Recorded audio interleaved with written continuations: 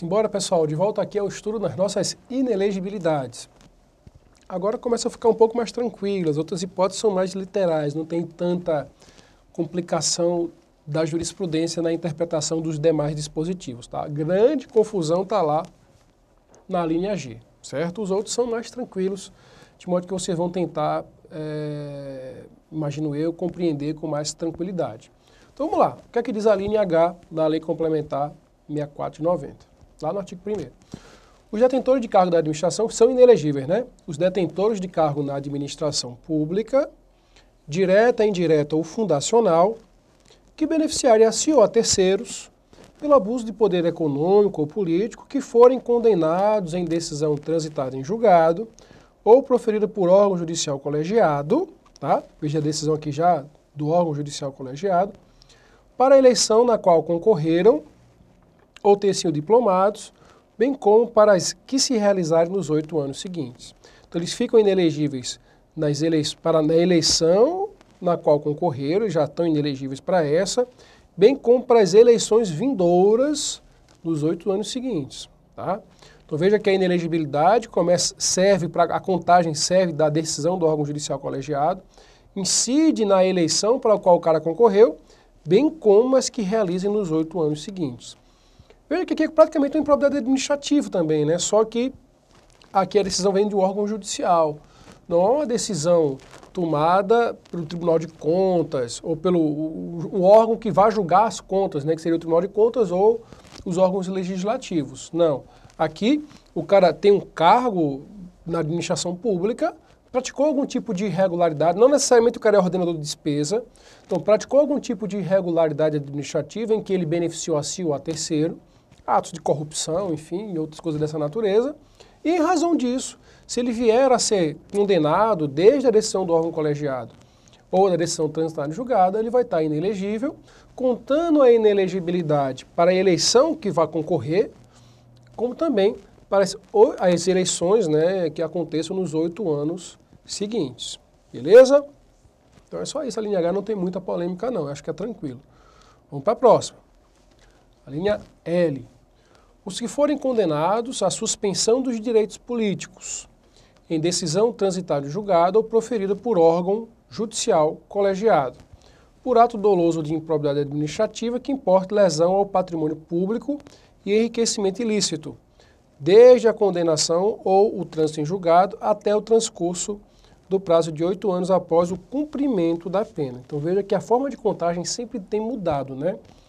A CESP tem cobrado de vez em quando essa forma de contagem do prazo que é bem difícil de a gente decorar.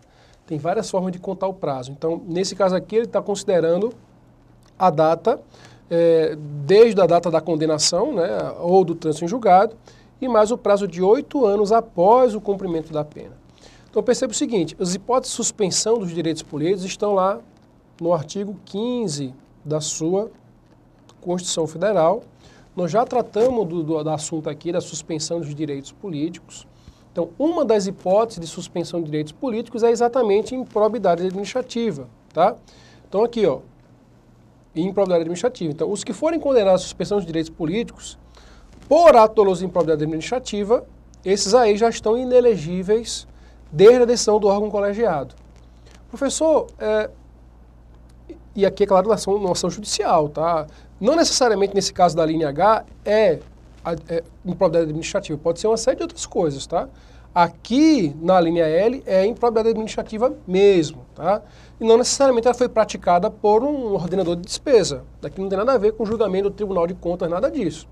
Aqui é um servidor público normal que praticou um ato de improbidade administrativa, beneficiou a si ou a terceiro, né, no prejuízo da administração pública. Então, esse cara, se for condenado, desde a decisão do órgão colegiado, ele está com os direitos políticos aí ativos, mas inelegível. Vou já explicar o porquê de dizer isso. Então, está com o direito político ativo, em tese, mas inelegível, certo? Desde a decisão do órgão colegiado até 8 anos após o cumprimento da sua pena, porque ele também vai ter uma pena fixada pelo caso de improbidade administrativa. Então, seja uma pena, enfim, de multa e proibição de licitar, enfim, ou, se for o caso, uma condenação criminal também. Então, Quais é o detalhe aqui, ó? Suspensão de direito político, gente. Suspensão de... A gente já falou sobre isso, eu estou só revisando para você. Suspensão de direito político é a suspensão do direito político ativo e passivo. Ativo e passivo. Então, ele tem o direito político ativo quando ele tem o direito de votar. Direito de votar, direito de votar, direito de se filiar a um partido político. E o direito político passivo é o direito de ser candidato, tá bom? Então, quando ele está com o direito político suspenso, ele não tem nem direito político ativo nem passivo, certo? Quando ele está inelegível, ele não tem a capacidade eleitoral passiva. Ele não pode ser candidato. Mas a gente já falou aqui que ele pode votar normalmente, ele pode inclusive se filiar a partido político. Beleza? Beleza. Qual é o cuidado que você tem que ter aqui, porque você pode confundir. Quando você vai para o artigo 15 da Constituição Federal, ele é muito claro ao dizer que a suspensão do direito político só começa a correr no momento em que a decisão transita em julgado, tá? A lei de improbidade administrativa ela vai trazer os prazos, né? Tem 3 a 5 anos, 5 a 8. Então, a lei de improbidade administrativa, se você tiver curiosidade, quiser aprofundar esse tema, não é um tema nosso, é um tema lá do direito administrativo, ou do direito constitucional, mas a lei de improbidade administrativa traz os prazos de suspensão de direito político. Então, tem 3 a 5, 5 a 10, enfim, tem lá os prazos. A depender do tipo de conduta que foi praticada, porque tem vários tipos de improbidade administrativa. Então, se você foi condenado por improbidade administrativa e transitou em julgado, a lei vai dizer, a depender do caso, qual é o prazo de suspensão de direito político. Mas essa suspensão só começa a ocorrer do trânsito em julgado da condenação. Agora, uma coisa, repito, é direito suspenso, político suspenso. Outra coisa é inelegibilidade. A inelegibilidade já começa a ocorrer do momento em que a decisão foi publicada no órgão colegiado.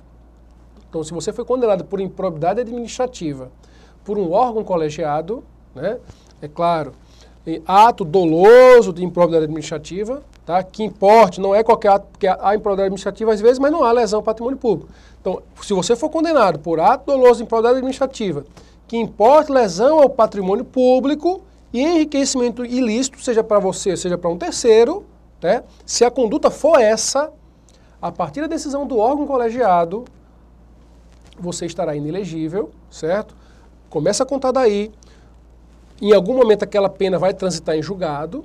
Quando transitar em julgado, você vai ter o prazo de suspensão de direito político previsto na lei de improbidade. Cumpre esse prazo de suspensão de direito político. E depois de você cumprir esse prazo, você ainda vai ter 8 anos, tá, de inelegibilidade. Que é a parte final aí, ó. Desde a condenação ao trânsito julgado até o transcurso de pelo menos 8 anos após o cumprimento da pena, ou no caso da suspensão de direito político por improbidade administrativa, no caso mesmo do cumprimento daquele prazo de suspensão previsto na lei de improbidade administrativa. Então aqui pegou pesado, tá, a lei complementar 6490 com a redação que lhe deu a lei da ficha limpa, pegou pesado. Então entendam bem que são parecidas a linha G, H e L.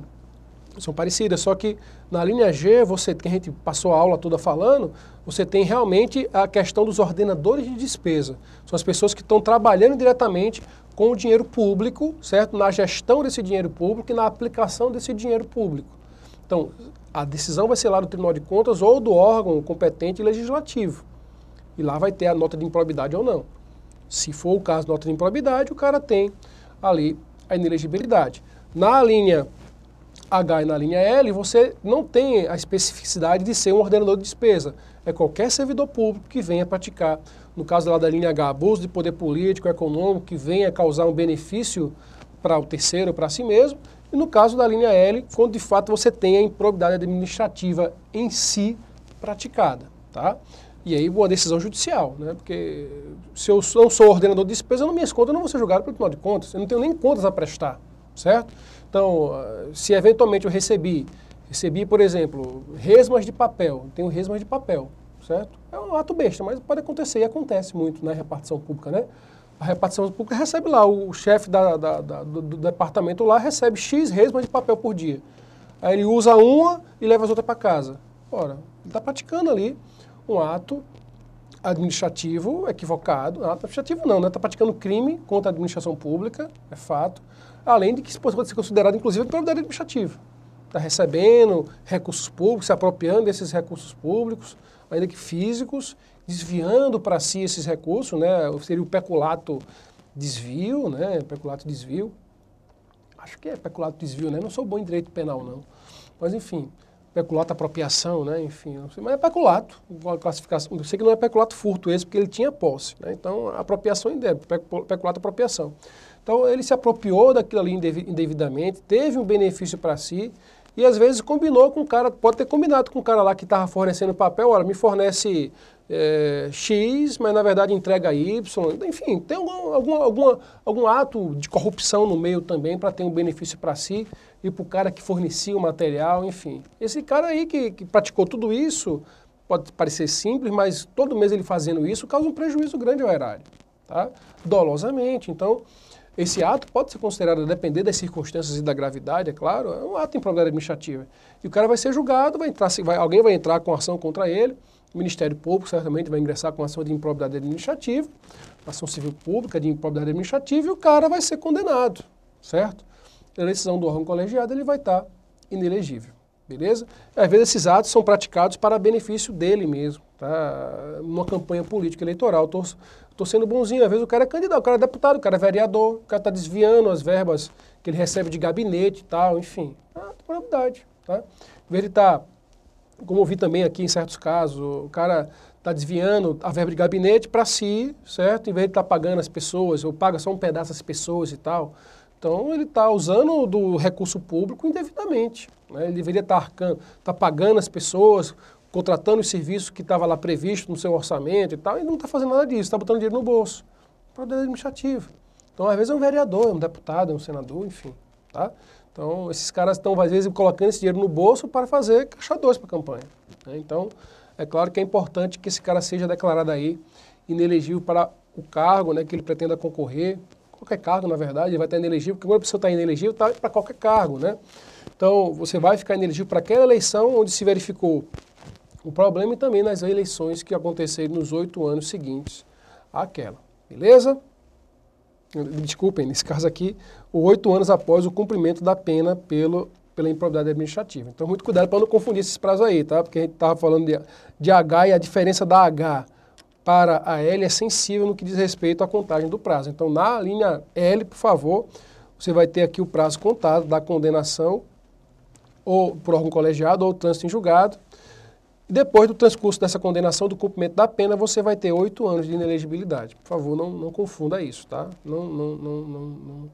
Não esqueça desse detalhe. Vamos mais. Se um candidato, uma perguntinha, se um candidato estiver inelegível no momento do pedido de registro de candidatura e essa inelegibilidade cessar dias antes das eleições, seu registro deverá ser deferido? Vamos pontuar isso aqui com calma, certo? A pergunta também serve para interpretar de outra forma, tá? Das duas formas aqui que eu vou falar para vocês. Eu sou inelegível no momento em que requeri o registro de candidatura. Eu requeri o registro de candidatura sabendo que eu estava inelegível naquele momento. Qual é a conduta do juiz? Vai indeferir o registro. Vai indeferir. Porque a gente já falou aqui, não, a gente não falou ainda. A gente vai falar ainda quando a gente estiver falando de eleições. Quando a gente estiver falando de eleições, a gente vai falar que o momento... Não, a gente falou isso, gente, já falou. Qual é o momento de você apurar elegibilidade e inelegibilidade? Em regra, a gente já falou aqui, é o momento em que você requer o registro de candidatura. É porque a gente vai voltar a falar sobre isso quando estivermos falando de registro de candidatura. Então, o momento em que você deve verificar, o juiz, a Justiça Eleitoral deve verificar se você está elegível ou inelegível e, portanto, deferir ou indeferir seu registro de candidatura, é o momento em que você requer o registro. É lá que se afere se você está elegível ou não. Beleza? Beleza. Então imagina a situação, que é o que ele está perguntando aqui, do cara estar inelegível. Alguma situação da lei da ficha limpa, da lei complementar 6490. Então ele está inelegível no momento em que ele requer o registro de candidatura. E imagine que, antes da eleição, ele consegue uma decisão para declará-lo elegível. Elegível, certo? Aí se pergunta, bem, ele teve o registro indeferido e recorreu ao tribunal, estava concorrendo subjúdice. Dê uma olhadinha no artigo 16A da Lei das Eleições, é importantíssimo e cai demais, viu? Não vou falar sobre ele agora não, mas dê uma lidinha aí no artigo 16A da Lei das Eleições. Cai demais em concurso. Então, o cara está concorrendo com recurso. Talvez o recurso dele não tem nada a ver. Então, recorreu só pro forma. Porque ele sabe que, às vezes, por um outro motivo, a inelegibilidade vai cessar. Em algum momento, a inelegibilidade vai cessar. Então, sei lá, o prazo está terminando, ou, enfim, ele vai conseguir uma decisão na justiça comum que cesse a inelegibilidade. Por exemplo, o cara foi condenado lá pelo Tribunal de Contas, rejeitou-se as contas dele no Tribunal de Contas. Ele entrou no judiciário para anular esse julgamento do Tribunal de Contas. Aí está esperando a decisão do judiciário. Enquanto ele está concorrendo. Teve o registro indeferido, porque para a Justiça Eleitoral ele está com as contas rejeitadas, com a nota de improbidade, né? E está inelegível. Aquela decisão para a Justiça Eleitoral está valendo. Então ele vai ter o registro indeferido. Mas o cara está com a expectativa de, no Poder Judiciário comum, reverter aquela decisão. Então o cara requer o registro de candidatura sabendo que está inelegível. O juiz indefere, às vezes, o registro de candidatura dele, ele recorre, usando um argumento qualquer. Dizendo, ah, não, eu acredito que vou reverter, a Justiça Eleitoral tem que esperar, e blá, blá, blá. Enfim, inventa alguma coisa e recorre. Porque a legislação permite que ele concorra com recurso nos termos do artigo 16A. Muito bem. Então, se ele conseguir reverter essa condenação, lá no Tribunal de Contas, por exemplo, se agora, pela aplicação da lei, ele não está mais inelegível, ele está elegível, esse cara deve ter o registro de candidatura deferido ou indeferido? A resposta é que ele deve sim ter o registro de candidatura deferido. A gente vê precedentes do nosso período eleitoral que inclusive considera se o cara, depois das eleições até, eu acho um absurdo, mas se depois das eleições ele conseguir reverter a inelegibilidade e ainda tiver um recurso pendente de julgamento, não tiver transitado e julgado o processo dele, se ele provar que a inelegibilidade cessou, ele consegue reverter as decisões que estavam indeferindo o registro de candidatura dele. É incrível isso, mas acontece, tá?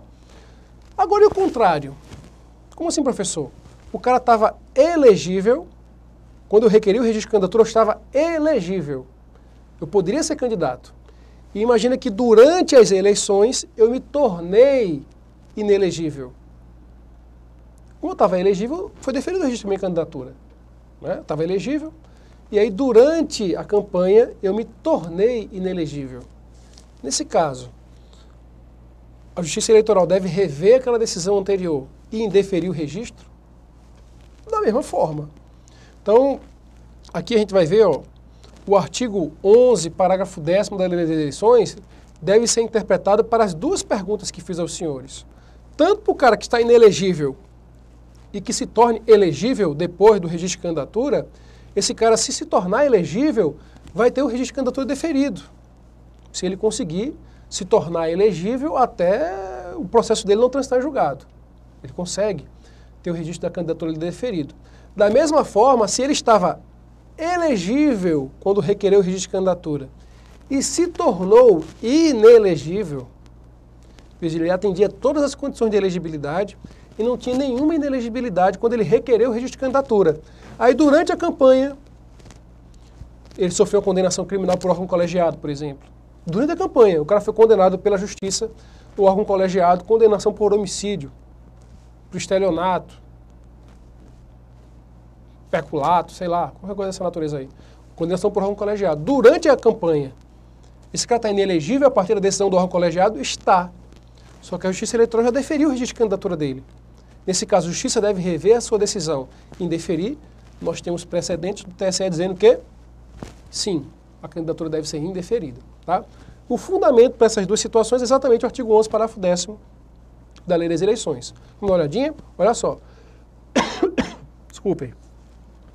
As condições de elegibilidade e as causas de inelegibilidade devem ser aferidas no momento da formalização do pedido de registro de candidatura. Na hora que você requer, você verifica.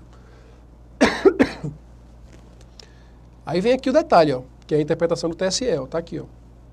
Ressalvadas as alterações fáticas ou jurídicas supervenientes ao registro que afasta a inelegibilidade.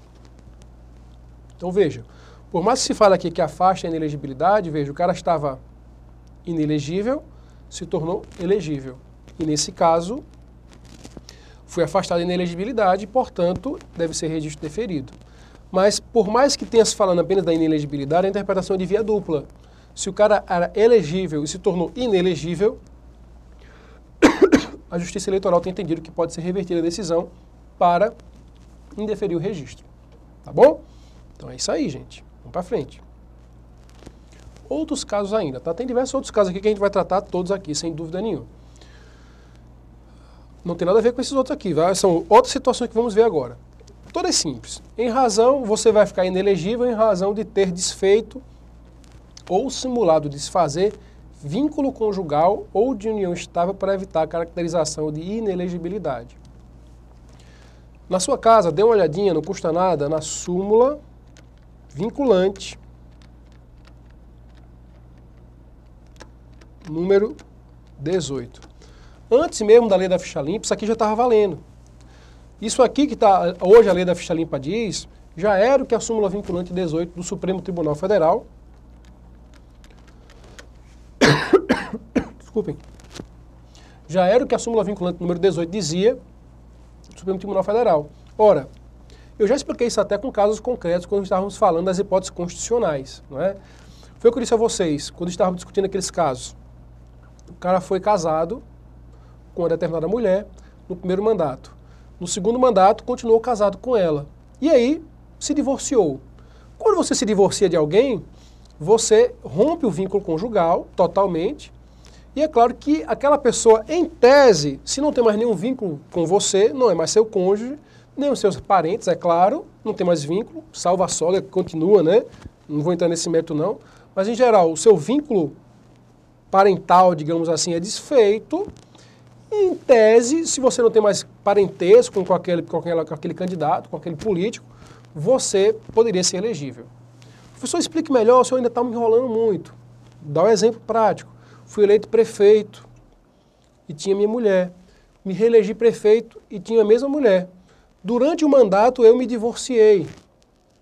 A pergunta é, se eu me divorciei, extingui o vínculo conjugal, ela poderia ser candidata ao terceiro mandato? Ao cargo de prefeito ou de vice? A resposta é não, tá? Porque ela esteve ao lado do prefeito por 2 mandatos consecutivos. Isso configuraria, por mais que haja o divórcio, configuraria terceiro mandato familiar, beleza? Mas se você se divorcia da pessoa tentando ainda... Isso aí é por interpretação da jurisprudência, tá? A lei não diz isso com muita clareza não, é a jurisprudência que diz isso. Então, se você não conhecer a jurisprudência e tentar, nem a súmula vinculante 18, e tentar desfazer o vínculo conjugal só para tentar afastar a inelegibilidade, você fez uma simulação de uma situação. Você simulou um divórcio com alguém para que aquela pessoa que você se divorciou se tornasse a candidata. Mas, na verdade, aquela pessoa continua morando com você, continua sendo sua mulher, e você não quer perder o poder, por favor. Você não quer perder o poder e aí bota a mulher para ser candidata. Bota o irmão dela para ser candidato, entendeu? Só que, no caso, mesmo que você se divorcie, esse vínculo para o terceiro mandato consecutivo, ele permanece. Para o terceiro mandato permanece. Para o outro, não, mas para o terceiro mandato seguido, permanece. Permanece. Então, se você desfaz o vínculo, simulando a situação para tentar burlar a legislação eleitoral, se diz aqui na lei complementar 6490, com a redação da lei da ficha limpa, que você vai ficar inelegível, e aqui os prazos, todos os prazos são de 8 anos, beleza? Vamos para um outro casinho aqui, ó.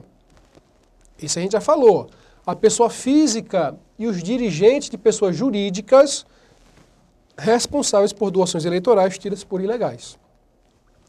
Não custa ressaltar aos senhores que o Supremo Tribunal Federal, por maioria, está julgando uma ação direta de inconstitucionalidade da OAB, né? A OAB propôs uma ação direta de inconstitucionalidade, a OAB propôs para discutir o financiamento privado de campanha, certo?